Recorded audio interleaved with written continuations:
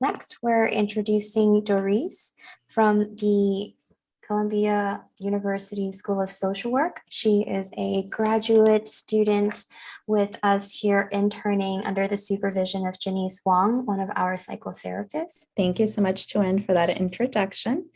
Again, my name is Doris, and I'm the social work intern here. And I've been very fortunate enough to work with CHRC and also have the opportunity to talk about mental health, which it's really been a passion of mine to be able to look at opportunities to how do we address normalizing discussions around mental health. And one of the topics for this particular webinar that I wanted to go over was a way to manage emotion or emotions. And I find that emotion is very critical in the ways of how we want to maintain our mental health. And so I really want to give an opportunity to kind of go into some concepts around emotion, what it means, and also maybe how to begin thinking about emotion in general in our everyday lives. And I may also go into just a little bit of reminders about the Community Health Resource Center, which is an affiliate of California Pacific Medical Center. And as many of you know, it is a nonprofit, as Tuan had kindly reminded us, and we have been around in the area for over 30 years since 1984, and providing community-based services to those in the Bay Area due to either for low cost or due to no insurance or lack of insurance, and providing nutritional health screenings, education, and behavioral health services. So feel free to come on by to the clinic for any of those resources. But in addition, for today's agenda, we'll be going over what is emotional intelligence. So being introduced into emotional intelligence and the concept of what that entails and how we can adapt it into our daily really reminders of how we navigate lives and situations. And then part two, we'll go into how to self-regulate around emotions and how are some of the ways that we can also become emotionally skilled at creating more awareness around emotions, which I think you'll hear awareness as a common terminology, or also usage of language, because awareness actually, I believe, is one of the core foundations around emotions. So part one, we'll go into emotional intelligence.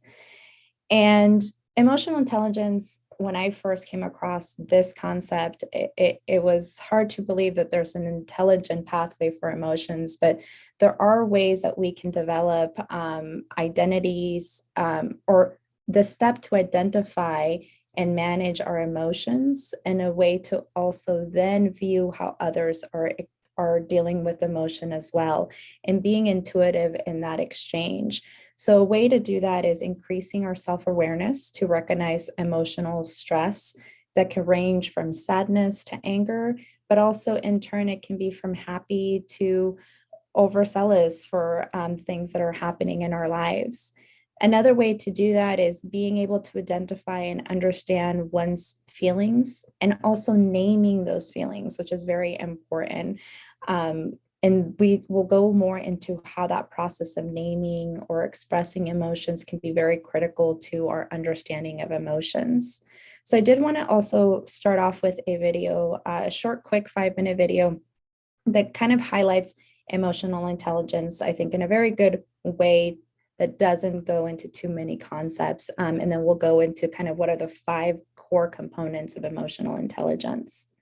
Emotional intelligence may sound odd. We're used to referring to intelligence just as a general quality, without unpicking a particular variety a person might possess.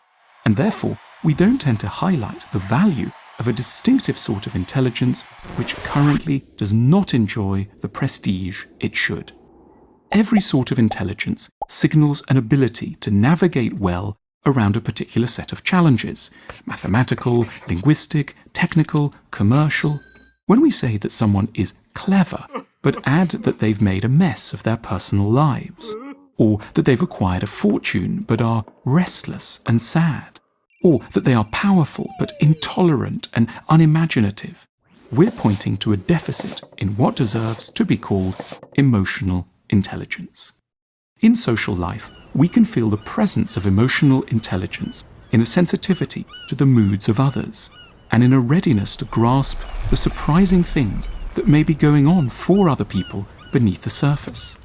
Emotional intelligence recognizes a role for interpretation and knows that, for example, a fiery outburst might be a disguised plea for help, or that a long political rant may be provoked by hunger, or that concealed within a forceful jolliness may be a sorrow that has been sentimentally disavowed. In relation to ourselves, emotional intelligence shows up in a skepticism around our emotions, especially those of love, desire, anger, envy, anxiety, and professional ambition. The emotionally intelligent refuse to just trust their first impulses or the inherent wisdom of their feelings.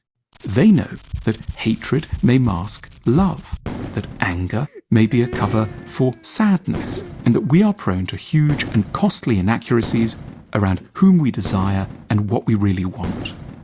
Emotional intelligence is also what distinguishes those who are crushed by failure from those who know how to greet the troubles of existence with a melancholy and at points darkly humorous resilience.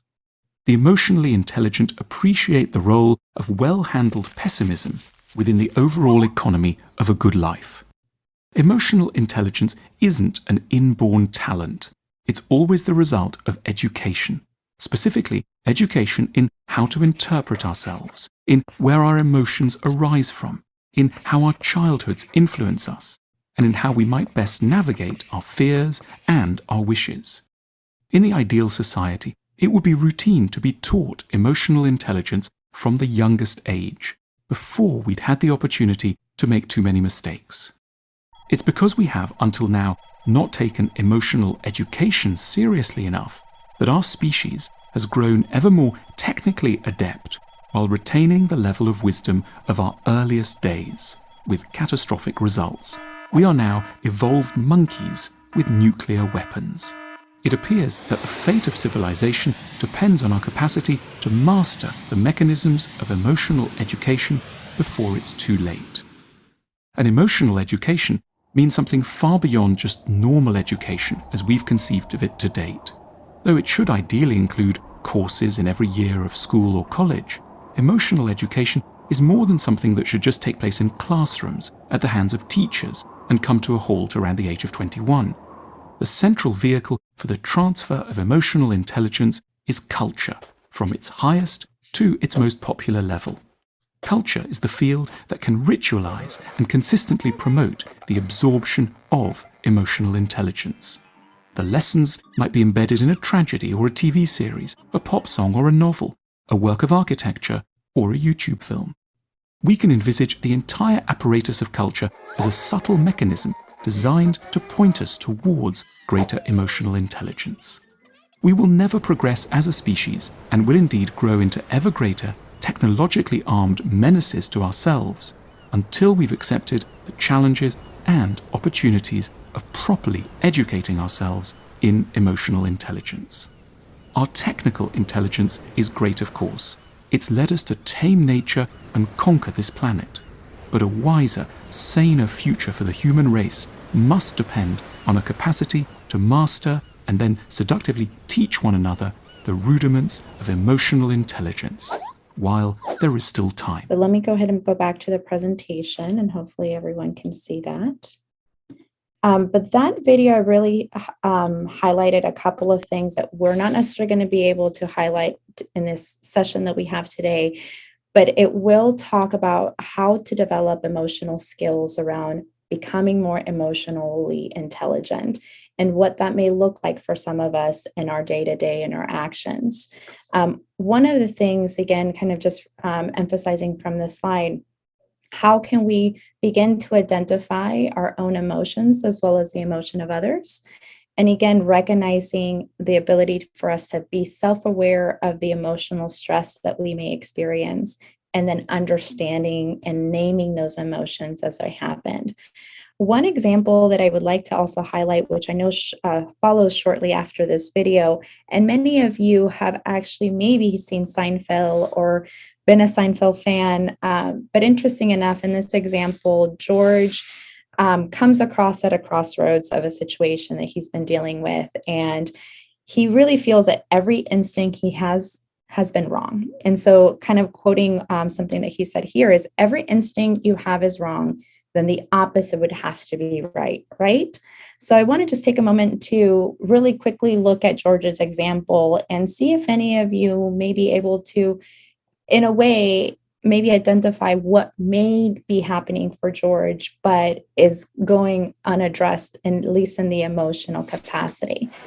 Speaking of having it all, Sounds good. Thank you. where were you? I went to the beach. Oh, the beach. It's not working, Jerry. It's just not working. What is it that isn't working?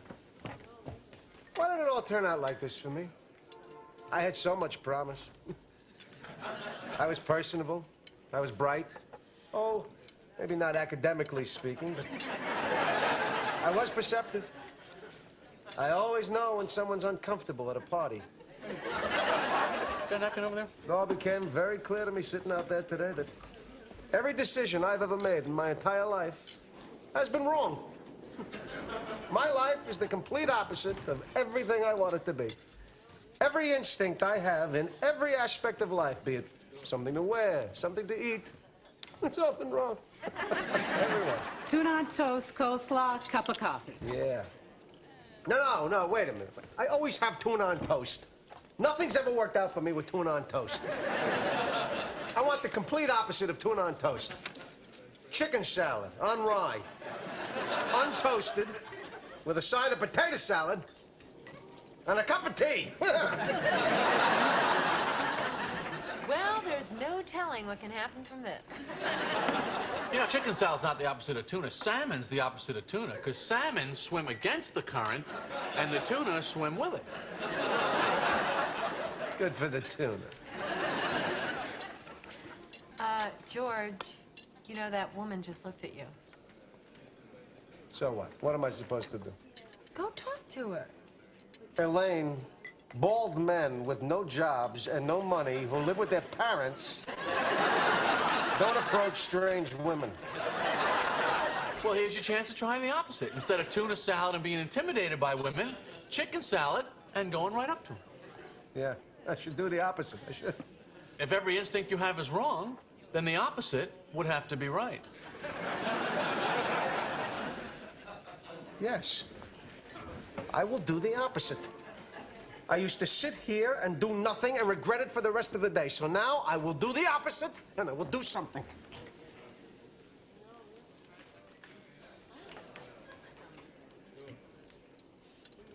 Excuse me, I couldn't help but notice that you were looking in my direction. Oh, yes, I was. You just ordered the same exact lunch as me. My name is George. I'm unemployed and I live with my parents. I'm Victoria. Hi. And so I wanted to share that example, as funny as it is, but also to highlight aspects of George really not taking an opportunity to really highlight some of the emotions that may be coming up for him, and really drastically going to an area where he feels that if he does something very totally different than what he has been doing, it will actually work out better for him. And it still leaves the emotional aspects of what he has been struggling with the decisions he feels that have not been right, go unaddressed, and also may remain maybe a potential challenge for him down the road, as well as he tries to navigate doing things completely opposite from what he has done. So back to the presentation, I did want to go ahead and go into more concepts behind what emotional intelligence entails. And a couple of the key 5 components to it is being self-aware. How to build self-awareness is a really key foundation to be able to understand one's emotions, the effects on life, and also understanding what are you feeling and why, how it helps or hurts, what may be happening or trying to navigate when an emotion is surfacing, from sadness to maybe love to surprise to tiredness. A lot of things can be surfacing, and having awareness of what we can do to be a little bit more grounded with those emotions. The next one is self-regulation, the ability to control the response to emotions and impulses through coping and managing of conflicts and changes. I will say self-regulation is probably one of the most challenging aspects to do when you have already identified and understand the emotion and also named it, is being able to then self-regulate, being able to then increase the emotional intelligence of what you're doing to actually facilitate more understanding and comprehensiveness with the emotion that's surfacing. But this still does take practice. So that's something we'll talk about. And also we'll go into a concept that gives an idea of how to structure the emotional awareness and self-regulation around this topic. Another one is social skills. We know that every one of us has daily interactions, whether that's with friends, family, also acquaintances, or new people that we meet in our interactions that we may engage through work or personal lives. And so being able to also interact in those interactions, being attentive, being able to listen, and being aware of verbal and nonverbal communications, and also developing rapport. What does that look like when we also gain ability to control or understand the emotions that we have, and how these relationships either enhance those emotions or may affect the emotions we may be feeling? And one I think that I can think about that comes across my mind is being aware of the space that we may be either encroaching on to others, whether that's friends or family, and being mindful of what that may mean for them, and also for us to know, okay, how do we feel about being in the space that maybe they're not ready for us to be in? So that's just something, an example that can be around social skills as well. The next one is empathy, ability to understand how others are feeling and respond appropriately to their emotions. Empathy goes a long way, and I think that's also a ability to allow us to have genuine understanding of what empathy is portraying in a situation that someone may be dealing with that we may not necessarily know how to relate or understand, because the emotion that we feel around what someone is experiencing may not be the same, but still having that awareness to know there is an emotion that's being expressed by a loved one or someone that we care about, and how do we respond to that emotion that they're experiencing. And motivation. Motivation, I think, is also a really good one, because it also can elicit us an opportunity to reflect, what does motivation mean when it comes to our emotions? And how can it go beyond the external factors of motivation, from money, awards, or fame, or recognition? Often enough, I personally will say I struggle with motivation in the sense of running.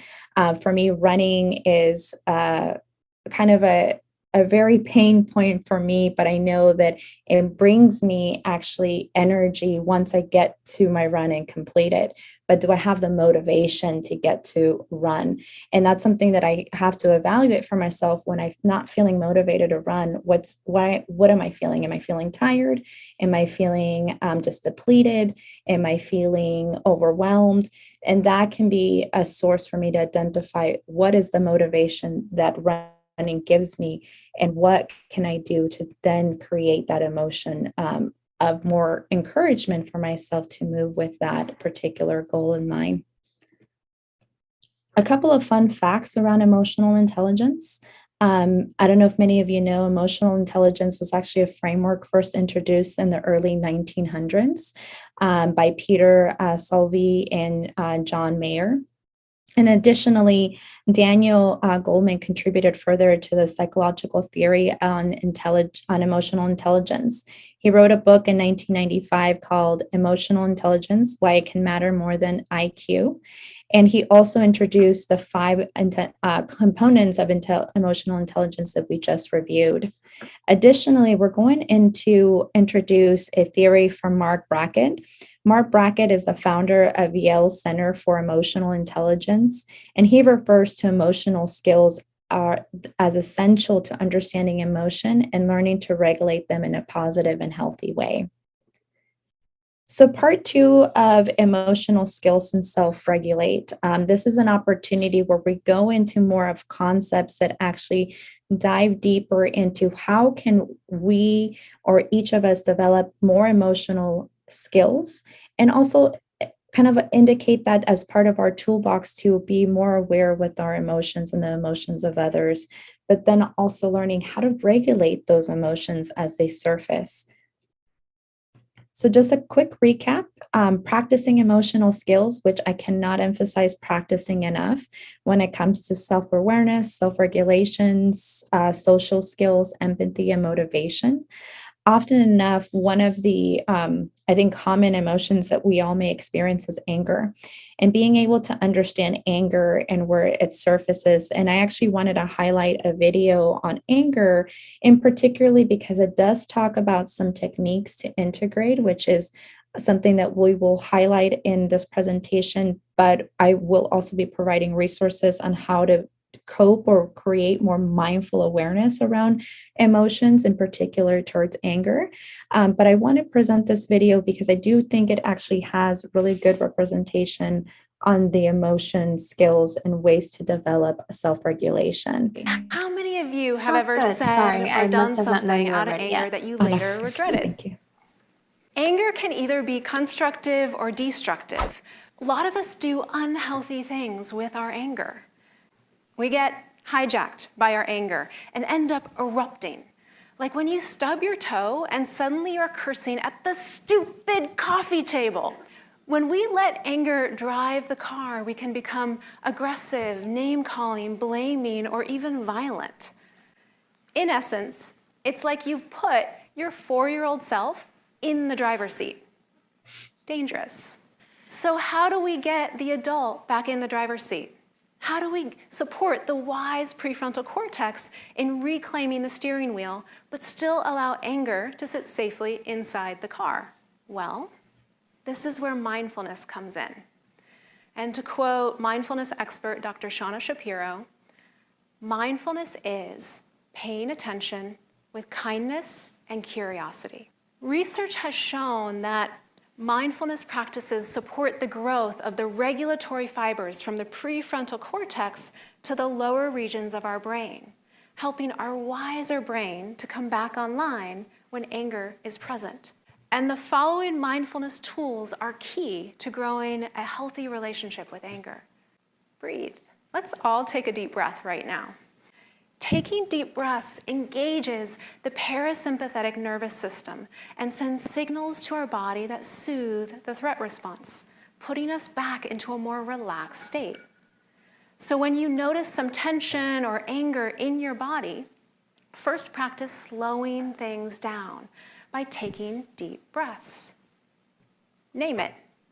A well-known Okay, so I'm just going to stop it right there because I think that's a good opportunity to just emphasize a coping mechanism that can be used once we've had our emotions identified, we've recognized what it is, we've understood what it actually is reflecting and why it's reflecting in that way, as well as being able to name that emotion. And then how do we express it? And then after expressing, how do we regulate?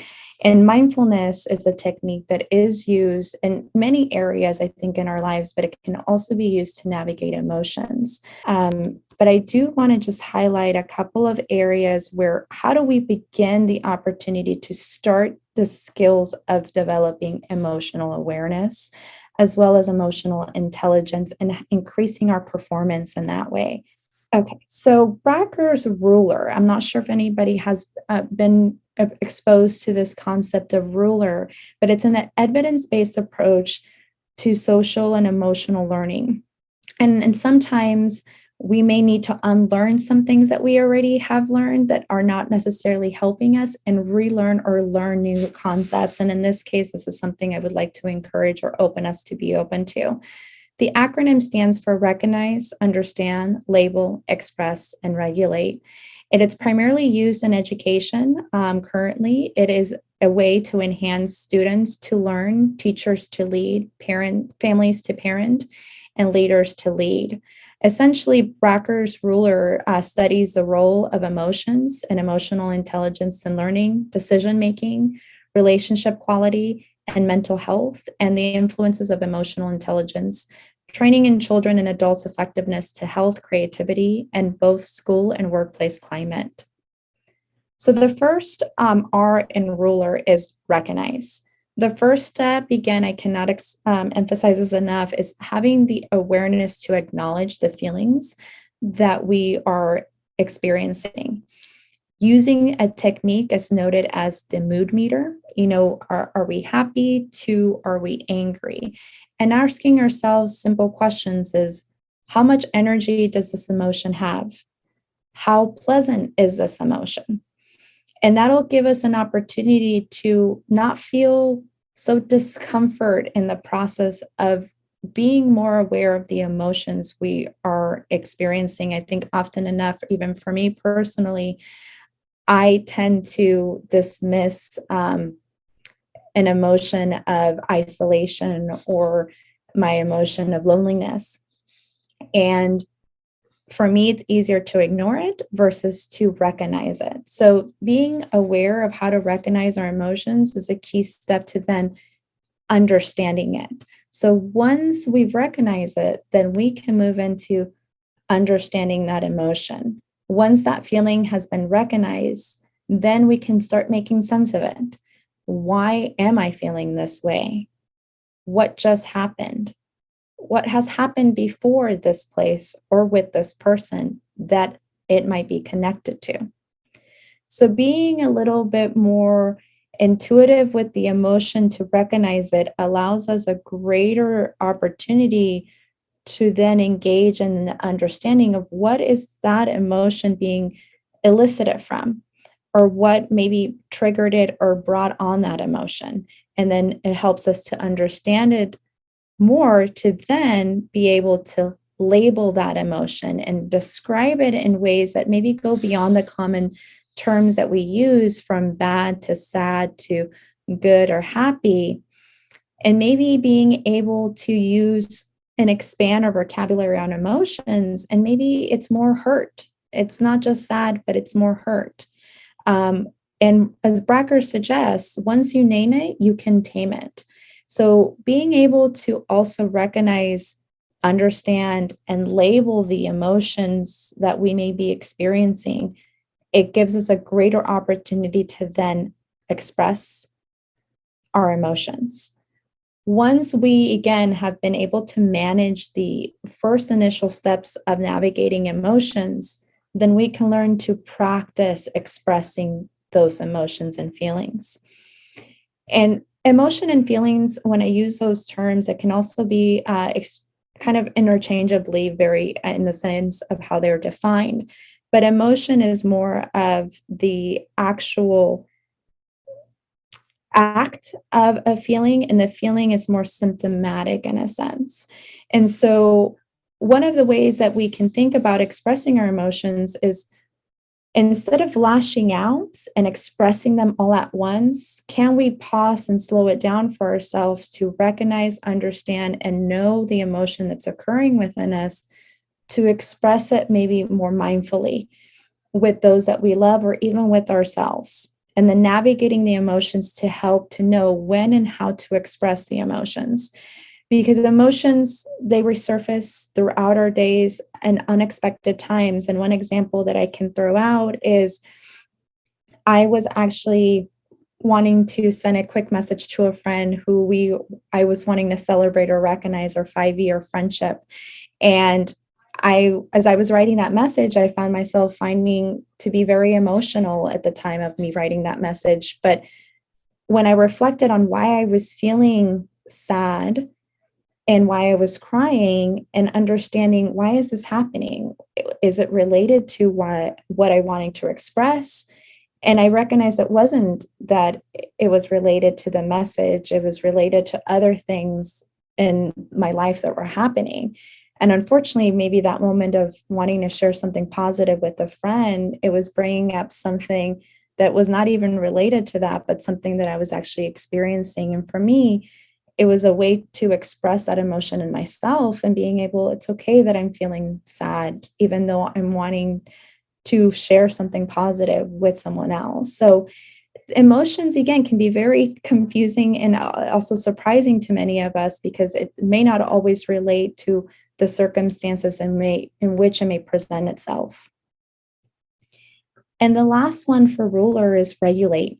Ways to cope with your feelings. It takes practice. It takes trial and error. So definitely being able to find the best ways to cope with the emotions, learning to accept and deal, as well as trying not to dismiss them or ignore them or suppress them. I think often enough, emotions, we tend to feel so uncomfortable with them that we may find ways to not actually be able to accept them. But many of you, I don't know if you've seen the movie Inside Out. I definitely encourage it. It's a very cute but funny movie, but it talks about how anger, sadness, fear, disgust, and happiness, they're all good emotions. None of them are bad emotions. It's just, what do we do with those emotions when they surface, and how can we learn to regulate them when they're really critical and they're actually coming up in the event that we're facing? So I do have a vignette, but I did want to pause here because I know I want to allow time for questions or any comments that may come up. Tuan, do we have any questions right now at this moment that should be addressed, or can I still continue with this example before we move on to questions? Yeah, let's see here. I think we have some questions from the registration. There seems to be 4. One of them is more of an ask for resource, which I don't think it's going to be a question we need to answer, but to help you read the questions, the first one reads, how can I keep my emotional equilibrium when suffering from insomnia? Yeah, that's a really actually good question. And I believe some of the resources that we may have to offer today could help with that, in the sense of tools or strategies to maybe address insomnia. But it may not be also to address insomnia, because that may always be a constant battle that individual may have, meaning sleep is very critical to also assist with emotional kind of balancing, and also being able to maintain a good awareness of what may be happening. And if that is kind of at a disbalance or just out of sorts, it can create an opportunity to not know how to begin to address it. So one of the strategies that I would recommend, actually, there's one of the resources that I have listed here, in looking into an application that looks to track the moods that are occurring throughout the day. And it does provide some exercises as well that align with that. I don't know if I personally would assist this individual in that particular scenario or situation, but it's worth an effort exploring that aspect, because I will say one of the things that I learned in the research that I was doing is sleep is a kind of a core foundation too, to allow some functions of emotional intelligence, but also just emotional navigating the things that are happening within ourselves and the relationships that we have with others. And how does that then necessarily absorbed in the life that we can then practice them more practically and integrate them into our lives.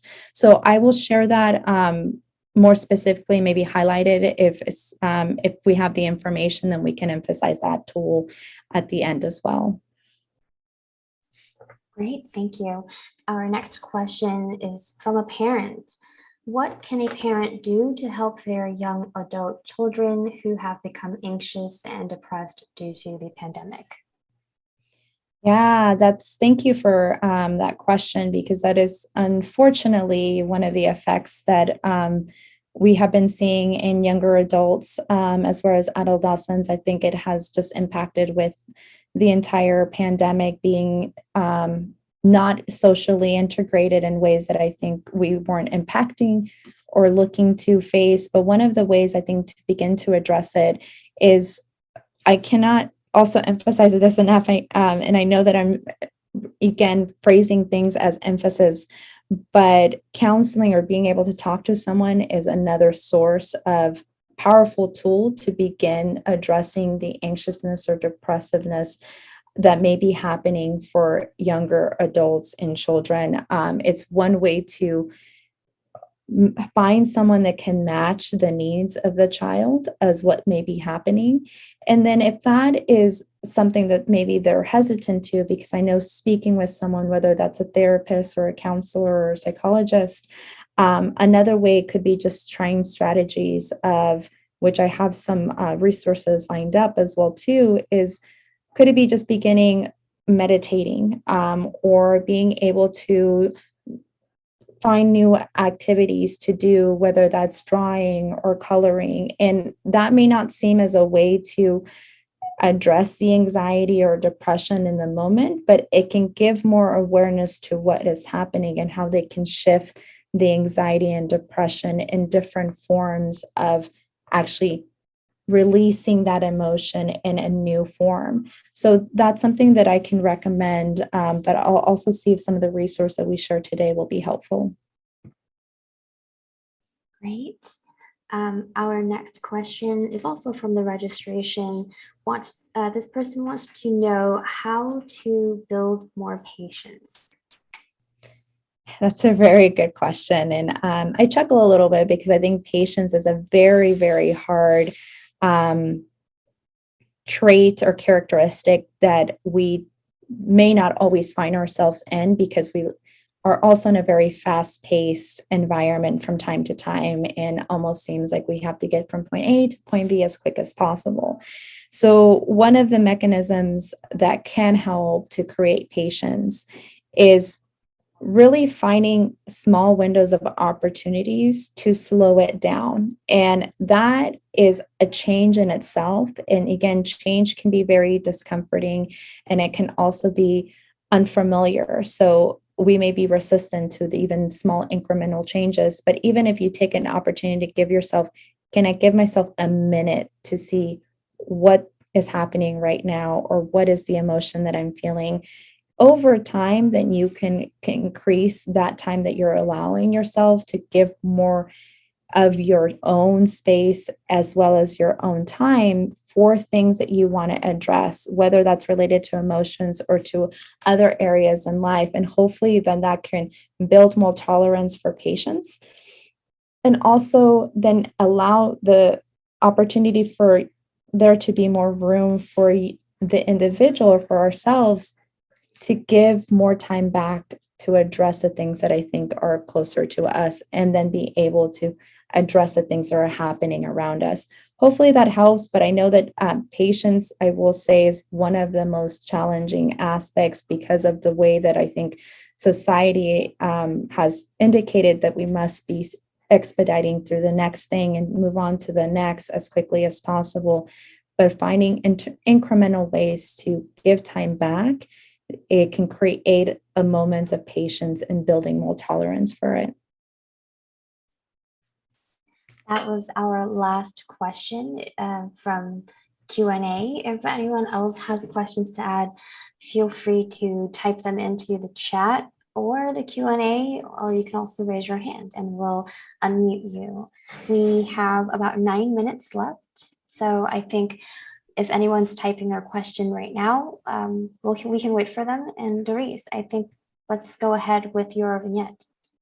Thank you. Yeah, I just wanted to give this quick example of a situation that hopefully may help understanding how to apply the rule concept, and also ways that just allows us to examine things that may be happening in situations we may not always be aware of we can take the opportunity to learn more from.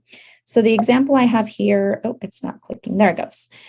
So Isa is 28 years old. She is in a 5-year relationship with no children. She works full time and is dealing with pressure at her job.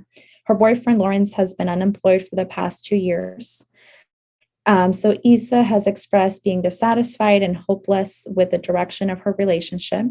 She is currently pursuing a promotion at work and hopes to become the new outreach director. On Isa's birthday, her best friend took her out to dinner. Isa expressed her unhappiness with her relationship. Later, Isa gets home to find her boyfriend sitting on the couch watching TV in his sweatpants. She asks him if he's going to get dressed or to get ready to go out to the show that they got tickets for. Lawrence tells her that he had a bad day because the 2 job interviews he had did not go well. He prefers to stay home, order takeout, and watch a movie. Isa's not happy about it, but she agrees. So a couple of things in assessing how the ruler may help Isa navigate her expressions of dissatisfaction and hopelessness in the relationship and pressures of her job is one, by beginning to recognize, taking the time to identify the emotion and acknowledge the feeling around it. Is she unhappy? Is she stressed, feeling hopeless, frustrated, annoyed, miserable? Then being able to understand and making sense of that emotion. Why does she feel this way? When does she feel unhappy, stressed, or annoyed? How often does she feel this way? Then being able to label that emotion and describe it, expanding our vocabulary, which we'll talk about a little bit. Is she feeling indignant? Traits that could be maybe her body shakes and she feels heat radiating and her face reddens. Maybe she's proud of the job that she's doing despite the pressure, so she can be demonstrating smiling or feeling energized to take on anything that she can. Another way is expressing. After recognizing and understanding and labeling, it's time to express. Can she say, I feel so annoyed that Lawrence chose to stay home again. I feel hurt that Lawrence didn't care to do anything more on my birthday. And then regulate, learn to accept and deal with emotions through coping techniques. So Isa could decide to take a deep breath away from Lawrence to manage her hurt and annoyance. Isa could decide to scream into the pillow to release her hurt and annoyance. So there's different ways of techniques and approaches to regulate. And that can look very different from any of us. So a couple of the tools, again, that you could take into your emotional toolbox and techniques. One of them is the wheel of emotions. So I wanted to really present this to everyone because for me, when I was doing a lot of this research behind emotional intelligence and ways to address emotions, I find that my vocabulary wasn't very extensive. I think I was very commonly using happy, sad, anxious, stressed, tired. But there's other words or expressions that we can use to actually communicate what's happening and what emotion or feelings we may be experiencing to then give more value and depth to what is happening. And so that's one area that I feel all of us can benefit from, is being able to expand the emotion terminology and vocabulary that we use, and being able to expand that and also provide more depth to be able to find out what is happening. And then some resources that will help. So some tools that I found from Help Guide, they help to manage and bring balance to your life and relationship through managing emotions. So they have free tools to use. Also, how to manage and improve emotional intelligence. Harvard Business Review, they actually have a complete article on how to harness self-awareness, which again is a core foundation I've come to find in addressing and dealing with emotions. Thrive also offers 10 ways to improve self-awareness. And then a book by Mark Brackett, Permission to Feel, being able to express those emotions in a way that feels comfortable with addressing the discomfort around it at the same time. And then the book by Daniel Goleman, which I mentioned earlier in the presentation, The Emotional Intelligence, Why It Can Matter More Than IQ, and then Healthy Coping Skills for Uncomfortable Emotions. So again, being uncomfortable, but addressing it to then feel comfortable with being able to navigate emotions. And that's by Amy Morin and Rachel Goldman. A couple of additional resources that I also wanted to provide is more mindful strategies that can be very powerful in ways to manage emotions, but with circumstances that may be occurring, whether that's the challenges of wanting to quit to smoke or wanting to start exercising or wanting to change jobs or careers altogether. Being mindful is another key way to help build that emotional intelligence and strengthen that through cognitive therapy programs, as well as through just mindful resources, whether that's breathing exercises, meditation, gratitude journals, things like that, that could be very, very beneficial. And a couple for people that may have smartphones. This is an area that can be also powerful if you are someone who likes to track things on their phone and also have an application to hold all of this information and references back.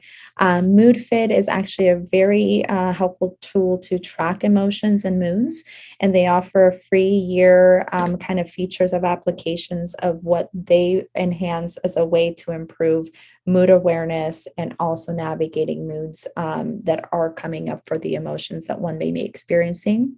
Then Healthy Minds program, which is a way to simply process exercises and train and cultivate well-being.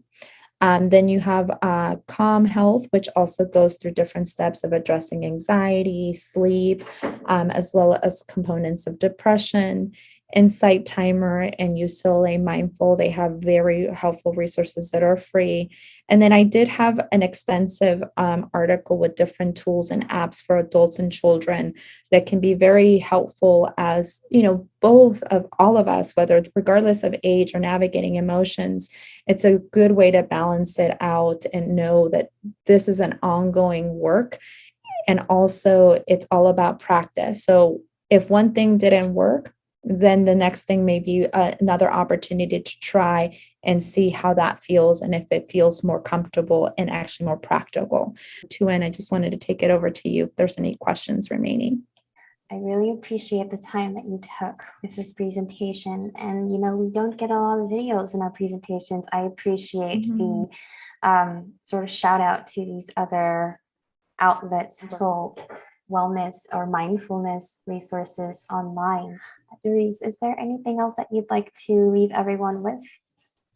No, just thank you for your time today. And one thing that I will just emphasize is that it takes time. Emotions is definitely something that can be very difficult to address and confront, but also feel comfortable doing work because it's something that it's not necessarily being taught in any level to our capacity. So it is taking level of our effort and investment to invest back in ourselves so that we can improve more of our emotions and what that means for us and where it's rooted or how it's surfacing in new situations, and allowing, I think, everyone just to feel that you're not alone in navigating this process. So take it day by day, and then hopefully it'll get easier as well. Thank you so much for your thoughtful closing.